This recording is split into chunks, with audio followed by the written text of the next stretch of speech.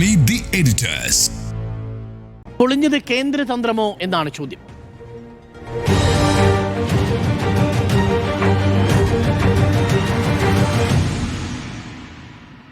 ഇന്ന് 8:30 പ്രധാനമന്ത്രി രാജ്യത്തെ അഭിസംബോധന ചെയ്യുന്നുണ്ട്. അതുകൊണ്ട് തന്നെ നമുക്ക് 8:30 മുമ്പ് ഈ ചർച്ച അവസാനിപ്പിക്കണം. ഒരു 4 മിനിറ്റ് സമയം മാത്രമേ നമ്മൾക്ക് സംസാരിക്കാൻ കിട്ടൂ.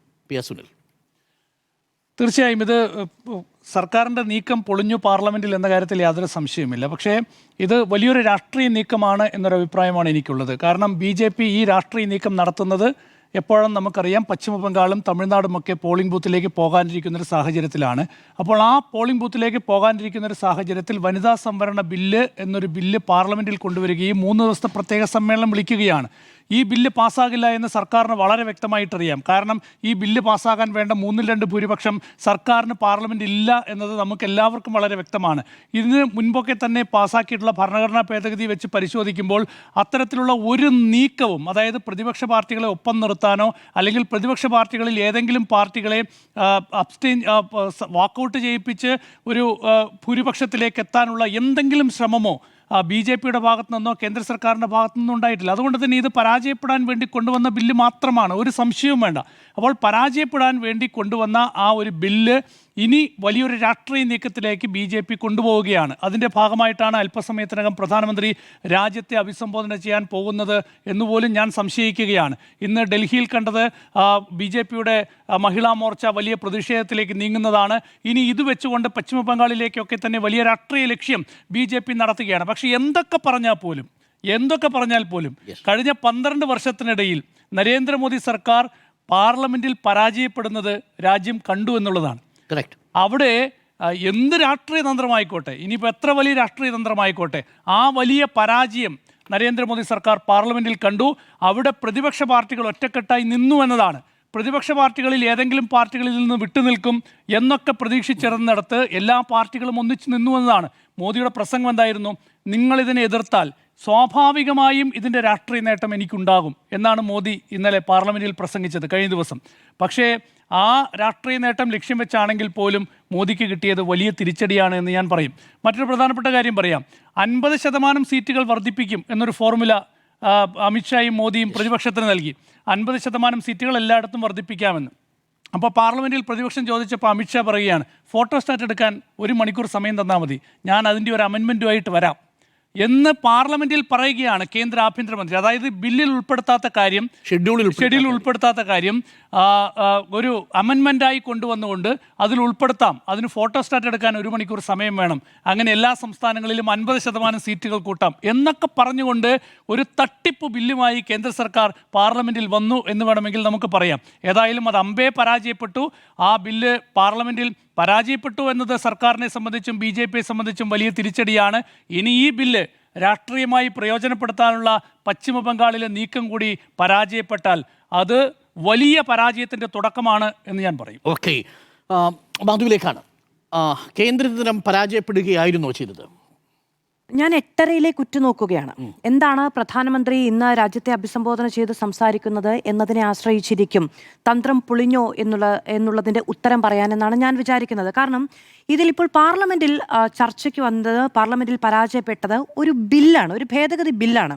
അത് പാസ്സാകുമെന്ന ഒരു ഉറപ്പോ പാസ്സാകാനുള്ള എന്തെങ്കിലും തരത്തിലുള്ള സമവായ ചർച്ചകളോ നേരത്തെ PR സുനിൽ പറഞ്ഞതുപോലെ കേന്ദ്ര സർക്കാരിൻ്റെ ഭാഗത്തു നിന്ന് ഉണ്ടായിട്ടില്ല.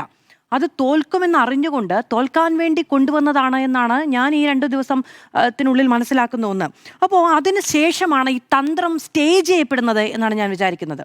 ഇന്ന് കേന്ദ്ര മന്ത്രിസഭയിൽ പ്രധാനമന്ത്രി പറഞ്ഞതായി റിപ്പോർട്ട് ചെയ്യപ്പെടുന്നത് നോക്കൂ. BJPയുടെ കേന്ദ്ര മന്ത്രിസഭയിൽ നിന്ന് ഒരു വാചകം പ്രധാനമന്ത്രി പറഞ്ഞു എന്ന നിലയ്ക്ക് ദേശീയ മാധ്യമങ്ങളിലടക്കം റിപ്പോർട്ട് ചെയ്യപ്പെടുന്നുണ്ട് എങ്കിൽ അത് വളരെ നിഷ്കളങ്കമായി പുറത്തേക്ക് തെറിച്ചൊന്നും വരില്ല. അത് അങ്ങനെ തന്നെ റിപ്പോർട്ട് ചെയ്യപ്പെടണം എന്ന നിർബന്ധ ബുദ്ധി കൊണ്ടും രാഷ്ട്രീയ തീരുമാനം കൊണ്ടും മാത്രം നടപ്പിലാകുന്ന ഒന്നാണ്. ആ വാചകം ഇങ്ങനെയായിരുന്നു, അത് പ്രതിപക്ഷം വലിയ വില കൊടുക്കേണ്ടി വരും എന്നുള്ളതാണ്. അപ്പോൾ അതിനനുസൃതമായൊരു രാഷ്ട്രീയ തന്ത്രം നമ്മൾ ഇപ്പോൾ കണ്ടതിനപ്പുറത്ത് പാർലമെൻറ്റിൽ കണ്ടതൊരു തന്ത്രമായി ഞാൻ കാണുന്നില്ല, അതിന് മുന്നോടി എന്ന നിലയ്ക്കാണ് ഞാൻ കാണുന്നത്. ഇപ്പോൾ കണ്ടതിനപ്പുറത്തേക്കൊരു തന്ത്രം അണിയറയിലേ നിൽക്കുന്നുള്ളൂ. അത് പരാജയപ്പെട്ടു എന്ന് പറയാനും വിധി എഴുതാനും ആയിട്ടില്ല എന്നാണ് ഞാൻ വിചാരിക്കുന്നത്. ഇത് നോക്കൂ, ഇതിൻ്റെ ക്രെഡിറ്റുമായി ബന്ധപ്പെട്ട നേരത്തെ PR സുനിൽ പറഞ്ഞതുപോലെ പ്രധാനമന്ത്രിയും KC വേണുഗോപാലും തമ്മിൽ പാർലമെന്റിൽ ഒരു അങ്ങോട്ടും ഇങ്ങോട്ടും തർക്കമുണ്ടായി. ഈ ബില്ല് പാസ്സാവുകയാണെങ്കിൽ അതിന്റെ ക്രെഡിറ്റ് നിങ്ങൾ എടുത്തോളൂ എന്ന് പ്രധാനമന്ത്രി പറയുന്നുണ്ട്. അപ്പോൾ അത് ഇപ്പോൾ നടപ്പിലാക്കൂ, ഈ 543 നടപ്പിലാക്കൂ, എന്നിട്ട് ആ ക്രെഡിറ്റ് നിങ്ങൾ എടുത്തോളൂ എന്ന് KC വേണുഗോപാലും പറയുന്നുണ്ട്. ഇത് ക്ലബ് ചെയ്ത് കൊണ്ടുവരുന്നത്, അതായത് ഈ ഡീലിമിറ്റേഷനും സ്ത്രീ സംവരണവും ക്ലബ് ചെയ്ത് കൊണ്ടുവരുന്നത്, ഭേദഗതിയിലും കൊണ്ടുവരുന്നത് അത് വിജയിക്കുമെന്ന് കരുതിയിട്ടല്ല. അത് പ്രതിപക്ഷം ഒത്തുചേർന്നു നിന്ന് നേരത്തെ നിങ്ങൾ രണ്ടുപേരും പറഞ്ഞതുപോലെ ഒരു നരേന്ദ്രമോദി നയിക്കുന്ന ഭരണപക്ഷത്തെ പാർലമെന്റിൽ പരാജയപ്പെടുത്താൻ ഉതകുന്ന തരത്തിലുള്ള ഒരു വലിയ വിക്ടറി നേടിയിരിക്കുന്നു എന്ന് വിചാരിക്കുന്ന മുന്നണിക്ക് മുന്നിലേക്ക് മറ്റെന്തോ ഒരു രാഷ്ട്രീയ തന്ത്രം നമുക്ക് ഓർമ്മയുണ്ട്. ചായ്വാല പരാമർശം ഓർമ്മയുണ്ട്, ശക്തി പരാമർശം ഓർമ്മയുണ്ട്. അങ്ങനെ അങ്ങോട്ട് ഉപയോഗിച്ച പല സ്ട്രാറ്റജികളും പൊളിഞ്ഞ് ഇല്ലാതെ പോകുന്നത് കണ്ടിട്ടുണ്ട്. അതിൻ്റെ പേരിൽ വലിയ വില കൊടുക്കേണ്ടി വരുന്നത് കണ്ടിട്ടുണ്ട്.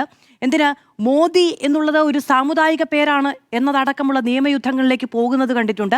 ആ തരത്തിൽ മറ്റെന്തോ കൂടി വരാനിരിക്കുന്നു എന്നാണ് ഞാൻ വിചാരിക്കുന്നത്. അതുകൊണ്ട് ആ തന്ത്രത്തിന് വേണ്ടി ഞാൻ വെയിറ്റ് ചെയ്യുകയാണ്. പൊളിഞ്ഞത് കേന്ദ്ര തന്ത്രമോ എന്നുള്ളതാണ് ചോദ്യം. കേന്ദ്രതന്ത്രം പൊളിയുകയും എന്നാൽ BJPയുടെ രാഷ്ട്രീയ തന്ത്രം ഈ തെരഞ്ഞെടുപ്പിൽ അല്പസമയത്തിനുള്ളിൽ പ്രധാനമന്ത്രി പ്രഖ്യാപിക്കാൻ പോവുകയും ചെയ്യുകയാണ്. ഈ വനിതാ സംവരണ ബില്ലിൽ പരാജയപ്പെടുമ്പോൾ യഥാർത്ഥത്തിൽ BJP അതിനകത്തൊരു രാഷ്ട്രീയ വിജയം മണക്കുന്നുണ്ട് എന്നുള്ളതാണ്. ഞാൻ അതിലേക്ക് വരാം. അതിനു മുമ്പ് എനിക്ക് 4 പ്രധാനപ്പെട്ട കാര്യങ്ങൾ പറയണം. ഒന്ന്, ഇതെന്തുകൊണ്ട് കേന്ദ്ര നീക്കം പാളി, അതെങ്ങനെയാണ് പ്രതിപക്ഷത്തിനൊരു രാഷ്ട്രീയ വിജയമായി മാറുന്നത്? ഞാൻ വിചാരധാരയുടെ ഗോൾവാൾക്കർ പറഞ്ഞിരിക്കുന്ന ഒരു പ്രധാനപ്പെട്ട കാര്യമുണ്ട്. നമ്മുടെ രാജ്യത്തിൻ്റെ ഭരണഘടനയുടെ ഫെഡറൽ ഘടനയെക്കുറിച്ചുള്ള എല്ലാ ചർച്ചകളും ആഴത്തിൽ കുഴിച്ചു മൂടുക എന്നതായിരിക്കും ഏറ്റവും പ്രധാനപ്പെട്ടതും ഫലപ്രദവുമായ നടപടി.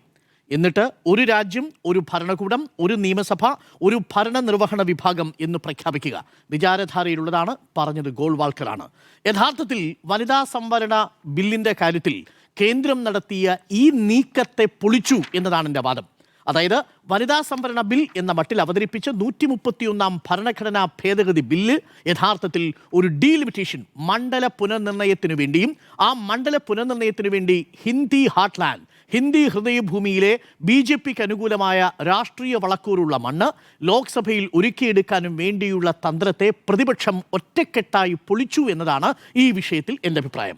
അത് കഴിഞ്ഞ 12 വർഷത്തിൽ ഇതാദ്യമാണ് എന്നുള്ളത് നമ്മൾക്ക് ചെറുതല്ലാത്ത സന്തോഷവും നൽകുന്നുണ്ട്. വലിയ ഇരുട്ടിലൂടെ കടന്നു പോകുന്ന ഒരു ജനാധിപത്യത്തിന് പ്രതീക്ഷയുടെ ഒരു കീറു വെളിച്ചമായി മാറുന്നു 230 അംഗങ്ങളുടെ ആ നോസ് എന്നിന്നലെ ലോക്സഭയിൽ മുഴങ്ങിക്കേട്ട ശബ്ദം. വേണ്ടുന്ന 3/2 ഭൂരിപക്ഷമായ 352 ലഭിക്കാതെ പോകുന്ന നരേന്ദ്രമോദി സർക്കാർ അങ്ങനെ കൊണ്ടുവരുന്നൊരു ബില്ല് കഴിഞ്ഞ 12 വർഷത്തിൽ ആദ്യമായി പരാജയപ്പെടുന്നു. ഭരണഘടനയുടെ അടിസ്ഥാന ആശയങ്ങളെ തന്നെ പൗരത്വ നിയമ ഭേദഗതിയിലൂടെ, ജമ്മു കാശ്മീരിന് കൊടുത്ത ഓട്ടോണമി പദവി പിൻവലിച്ചതിലൂടെ, 370 സ്ക്രാപ്പ് ചെയ്തതിലൂടെ ഒക്കെ മുന്നിലേക്ക് കൊണ്ടുവരുന്ന കേന്ദ്ര സർക്കാരിൻ്റെ ഒരു പ്രധാനപ്പെട്ട നിയമം പരാജയപ്പെടുന്നു എന്നുള്ളതാണ്.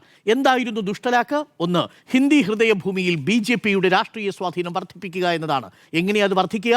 ഉത്തർപ്രദേശിൻ്റെ അംഗസംഖ്യ 80-ൽ നിന്ന് 143 മാറുകയും കേരളത്തിൻ്റെ അംഗസംഖ്യ 20-ൽ നിന്ന് കേവലം 23 മാത്രം മാറുകയും ചെയ്യും. ജനസംഖ്യ നിയന്ത്രണം നന്നായി നടപ്പാക്കിയ സംസ്ഥാനങ്ങളെ പീനലൈസ് ചെയ്യുമ്പോൾ സൗത്ത് ഇന്ത്യൻ സംസ്ഥാനങ്ങൾക്ക് പാർലമെന്റിൽ, ലോക്സഭയിൽ വേണ്ടത്ര പ്രാതിനിധ്യം ഉണ്ടാവില്ല. ഒറ്റ കണക്ക് മാത്രം പറയാം. 543-ൽ നിന്ന് 816-ലേക്കോ 850-ലേക്കോ ലോക്സഭയുടെ വലുപ്പം മാറുമ്പോൾ ഉത്തരേന്ത്യൻ സംസ്ഥാനങ്ങൾക്ക്, പ്രത്യേകിച്ച് 5 സംസ്ഥാനങ്ങൾക്ക് 33.33% എന്ന പ്രാതിനിധ്യത്തിൽ നിന്ന് 39.70% വർദ്ധിക്കും. കേരളം, തമിഴ്നാട്, കർണാടക, പഞ്ചാബ് അടക്കമുള്ള സംസ്ഥാനങ്ങളുടേത് 23.75-ൽ നിന്ന് 23.89% മാത്രമായി നാമമാത്രമായ ഒരു 0.136% വർധനവ് മാത്രമുണ്ടാവും. ഈ വലിയ വ്യത്യാസം BJPക്ക് കൊടുക്കുന്ന രാഷ്ട്രീയമായിട്ടുള്ള സ്വാധീനം ചെറുതായിരിക്കില്ല. ഇതാണ് യഥാർത്ഥത്തിൽ അവിടെ പൊളിഞ്ഞു വീണത്. ഇതിനെക്കുറിച്ചുള്ള ചർച്ചകളാണ് ഇപ്പോൾ നടക്കുന്നത്. രണ്ടാമത്തെ ഒരു പ്രധാനപ്പെട്ട കാര്യം, ഈ ബില്ലിൻ്റെ മറവിൽ കൊണ്ടുവരാൻ ശ്രമിച്ചത് എന്താണ്? യഥാർത്ഥത്തിൽ ഇപ്പോഴും ഈ ബില്ല് നടപ്പാക്കുന്നതിനുള്ളൊരു സാങ്കേതികമായ പ്രശ്നം പുതിയ സെൻസസിൻ്റെ അടിസ്ഥാനത്തിലുള്ള ഡീലിമിറ്റേഷനാണ് ഇതിൻ്റെ പ്രീ കണ്ടീഷൻ, ഇതിൻ്റെ പ്രധാനപ്പെട്ട ഉപാധി. 2029 ഈ ബില്ല് നടപ്പാകുമോ? നടപ്പാവില്ല. നടപ്പാകണമെങ്കിൽ 2027 സെൻസസ് കഴിഞ്ഞ് 28 റിപ്പോർട്ട് പുറത്തു വന്ന് ഡീലിമിറ്റേഷൻ കമ്മീഷൻ ഇതിനെക്കുറിച്ച് പഠിച്ച് മാനദണ്ഡങ്ങൾ പ്രകാരം അത് കൊണ്ടുവരണം. എന്നാൽ മാത്രമേ ഈ അംഗസംഖ്യ മനസ്സിലാവൂ. പക്ഷേ ഇവിടുത്തെ പ്രശ്നം എന്താ? ആണധികാരത്തെ എന്നേക്കുമായി ഉറപ്പിച്ചു നിർത്താൻ വേണ്ടിയുള്ളതാണ്. അംഗസംഖ്യ എങ്ങനെയാണ് നോക്കൂ. നിലവിലുള്ള അംഗസംഖ്യയിൽ 181 പേരായിരിക്കും സ്ത്രീകൾ വരിക. ഇപ്പോഴത്തെ വനിതാ സംവരണ നിയമ ഭേദഗതി നടപ്പിലാക്കുകയാണെങ്കിൽ ഈ അംഗസംഖ്യയിൽ 181 പേരുണ്ടാകുമായിരുന്നു. ഇനി അത് വർദ്ധിക്കുകയാണെങ്കിൽ 816 ആകുമ്പോൾ 284 വനിതകളാവും. പക്ഷേ ഒരു പ്രശ്നമുണ്ട്. ഇപ്പോഴുള്ള 543 എന്ന സംഖ്യയിലാണ് വനിതാ സംവരണ ബിൽ കൊണ്ടുവരുന്നതെങ്കിൽ 322 ആണുങ്ങളും 181 സ്ത്രീകളും ഉണ്ടാവും.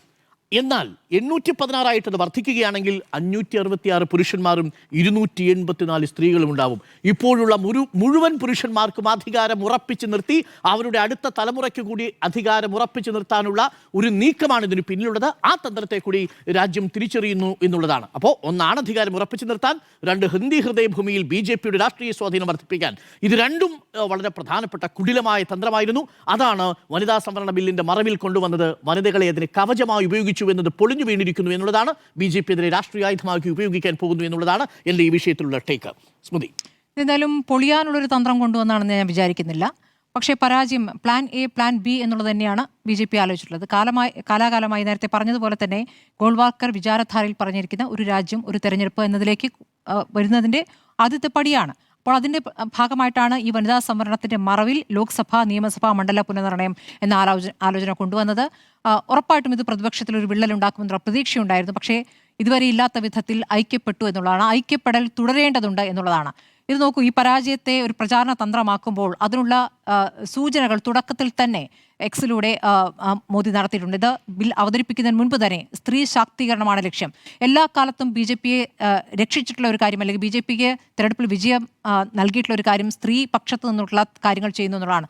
നാരീശക്തി, ബേട്ടി ബച്ചാവോ ബേട്ടി പഠാവോ എന്നുള്ള കാര്യം വന്നു. മാത്രമല്ല ഇപ്പോൾ ഈ ഗ്യാസ് സിലിണ്ടറുകൾ ഓരോ വീടുകളിലും എന്നുള്ള കഴിഞ്ഞ തെരഞ്ഞെടുപ്പുകളൊക്കെ സഹായിച്ച കാര്യങ്ങളാണ്. അതേപോലെ തന്നെ ശുചിമുറി, സ്ത്രീകൾക്ക് എല്ലാ കാലത്തും പുറത്തേക്ക് പോകേണ്ടി വരുന്ന ഒരു സ്ഥിതി ഇവിടെയല്ല, നോർത്ത് ഇന്ത്യയിൽ അതാണ് അനുഭവിക്കുന്നത്. അപ്പോൾ അങ്ങനെ പോകുന്ന സ്ത്രീകൾ പീഡിപ്പിക്കപ്പെടുന്നതിന്റെ കണക്ക് വരെ പുറത്തു വന്നിട്ടുണ്ട്. അപ്പോൾ കുടിവെള്ള പ്രശ്നം, ഇതൊക്കെ തന്നെയും ഈ കാര്യങ്ങളിലൊക്കെ തന്നെയും BJP ചില കാര്യങ്ങൾ കൊണ്ടുവരികയും അല്ലെങ്കിൽ കൊണ്ടുവരുന്നു, പൂർണ്ണമായി എത്തിച്ചിരിക്കുന്നു എന്നൊരു ആഖ്യാനം കൊണ്ടുവന്ന് അത് വിജയിച്ച ഒരു ഫോർമുലയാണ് അവർക്ക്.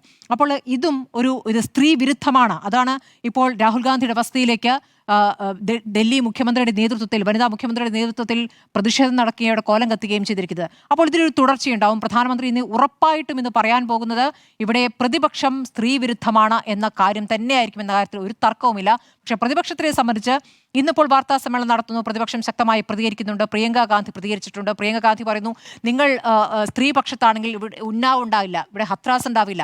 ഇവിടെ നമുക്കറിയാം, ഇവിടെ കായിക താരങ്ങൾ, ഒളിമ്പിക് താരങ്ങൾ അവരുടെ മെഡലുകൾ പുറത്തേക്ക് എറിഞ്ഞു പോകേണ്ടി വന്ന, കരഞ്ഞുകൊണ്ട് ആ മെഡലുകൾ ഉപേക്ഷിച്ച സംഭവം നമ്മുടെ മുന്നിലുണ്ട്. അപ്പോൾ എവിടെയായിരുന്നു ഈ സ്ത്രീപക്ഷ നിലപാട്? അതൊരു പ്രധാനപ്പെട്ട ചോദ്യമാണ്. ആ ചോദ്യങ്ങൾക്കൊന്നും ഉത്തരം തരാതെ ആ സമയത്തൊക്കെ പ്രതികൾക്കൊപ്പം നിന്നിട്ടുള്ള BJP ഈ വിഷയത്തിൽ ഞങ്ങളിതാ സ്ത്രീപക്ഷത്താണ്, സ്ത്രീകൾക്ക് പൂർണ്ണമായും സ്ത്രീകളുടെ എണ്ണം കൂട്ടാനുള്ള ശ്രമം നടത്തുന്നു എന്ന് പറയുമ്പോൾ അതത്ര വിശ്വസനീയമല്ല. പക്ഷേ ഇവിടെ കേരളത്തിലെ മാധ്യമങ്ങൾ റിപ്പോർട്ട് ചെയ്യുന്ന പോലെയല്ല നോർത്ത് ഇന്ത്യയിലെ മാധ്യമങ്ങൾ റിപ്പോർട്ട് ചെയ്യുന്നത്. ഇപ്പോൾ ഇത് എന്താണോ BJP ഉദ്ദേശിക്കുന്നത്, എന്താണോ കേന്ദ്ര സർക്കാർ ഉദ്ദേശിക്കുന്നത്, ആ നെറേറ്റീവിലേക്ക് മാധ്യമങ്ങൾ റിപ്പോർട്ട് ചെയ്യുന്ന രീതി കൂടി അവിടെ കാണുന്നുണ്ട്. അപ്പോൾ അത് വലിയ രീതിയിൽ സ്വാധീനം ചെലുത്തും. അപ്പോൾ അതിനെതിരെ ചെയ്യാനാവുക ഇന്നിപ്പോൾ പ്രിയങ്ക ഗാന്ധി നടത്തിയ വാർത്താ സമ്മേളനം പോലെ വാർത്താ സമ്മേളനങ്ങളല്ല, ജനങ്ങളിലേക്ക് ഇറങ്ങിച്ചെന്ന് ഇത് കൃത്യമായും വിശദീകരിക്കേണ്ടതുണ്ട്. ഇത് തമിഴ്നാട്ടിലും ബംഗാളിലും ഉറപ്പായിട്ടും ഇപ്പോൾ വരുന്ന ദിവസങ്ങളിൽ തെരഞ്ഞെടുപ്പ് നടക്കാൻ സംസ്ഥാനം, 2 സംസ്ഥാനങ്ങളിലും ഇത് കൃത്യമായി ഉപയോഗിക്കുമെന്നുള്ളതാണ് BJP. ഇന്നിപ്പോൾ രാഹുൽ ഗാന്ധി തമിഴ്നാട്ടിൽ പോയി ഇതിനെതിരെ ശക്തമായി പ്രതികരിച്ചിട്ടുണ്ട്.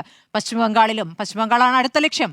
അവിടെയാണ് കൃത്യമായിട്ടും ഈ കാര്യങ്ങൾ അവതരിപ്പിക്കേണ്ടത്. ഇതൊരു വാർത്താ സമ്മേളനത്തിലോ 1-2 വാർത്താ സമ്മേളനത്തിലോ ഒതുങ്ങുന്നതല്ല. പ്രതിപക്ഷം ശക്തമായി നിന്നുകൊണ്ട് ദിവസങ്ങളോളം ഇക്കാര്യത്തിൽ ക്യാമ്പയിൻ നടത്തി എന്താണ് ഇതിലെ കേന്ദ്രത്തിന്റെ തന്ത്രം എന്നുള്ള കൃത്യമായും ജനങ്ങളെ വിശദീകരിച്ചാൽ മാത്രമേ ഇതിൽ ഒരു പ്രതിപക്ഷത്തിന് അനുകൂലമായി, അല്ലെങ്കിൽ ഇതാണ് ജനങ്ങളോട് ചെയ്യാനിരുന്നത് എന്ന കാര്യം വ്യക്തമാക്കുന്ന രൂപത്തിലേക്ക് അത് ബോധ്യപ്പെടുകയുള്ളൂ എന്നുള്ളതാണ്. ദക്ഷിണേന്ത്യയുടെ എല്ലാ അവകാശങ്ങളും കവർന്നെടുത്ത് അല്ലെങ്കിൽ അപ്രസക്തമാക്കിക്കൊണ്ട് ഒരു ഹിന്ദി ബെൽറ്റിൽ പൂർണ്ണമായും അവരെ വിജയിപ്പിക്കുന്ന ഹിന്ദി ബെൽറ്റിൽ പൂർണ്ണമായും നിയന്ത്രണം നേടിക്കൊണ്ട് 2029 തൊട്ട് അങ്ങോട്ട് സമഗ്രാധിപത്യം ഇതാണ് ലക്ഷ്യമിടുന്നത്. ആ ലക്ഷ്യത്തിലേക്കാണ് നീങ്ങിയിരുന്നത്. അതിനാണ് തൽക്കാലം എന്തായാലും ഒരു തിരിച്ചടി നേരിട്ടുള്ളതെന്ന് വേണം മനസ്സിലാക്കാൻ. അതുകൊണ്ട് ഇത് പൊളിയാനുള്ളൊരു തന്ത്രമായി കൊണ്ടുവന്നാണെന്ന് ഞാൻ കരുതുന്നില്ല.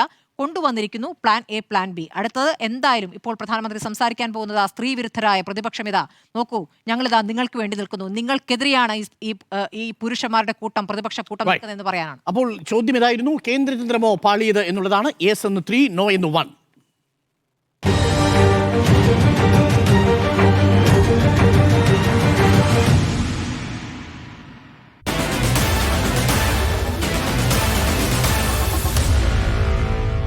Meet the editors.